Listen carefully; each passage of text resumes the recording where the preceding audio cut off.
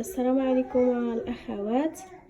اليوم البنت ديالي صبحات مريضه فيها الكحبه، فانا غندير ليها هاد الوصفه وقلت نشاركها معكم.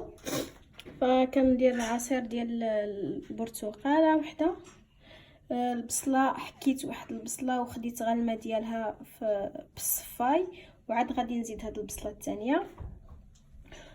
القرنفل فانا خديت حتى 10 ديال القرنفل، 10 ديال الحبات،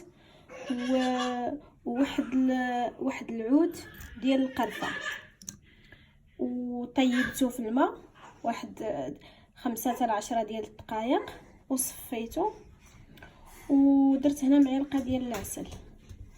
فهكذا كنزيد المكونات شويه ديال فالقرفه كنديرها مع القرنفل، وكنحيدوا ليها هاد الرويس هذا باش كتخرج داك المواد اللي فيها. فالقرنفل ما كيعطي النتيجه حتى كيكون مع القرفه. سبحان الله. ناخذ عصير ديال البصله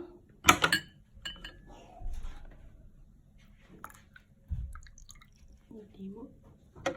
فمكونات بساط، يعني غا البرتقال، بصله من الاحسن حمراء وبيو، القرنفل، القرفه، وشويه ديال العسل، وكنخلط من الاحسن 3 المرات في اليوم. بحال اللي غتاخدوا السيرو وغادي تاخدوها هذه 3 مرات في اليوم على الاقل 3 ايام.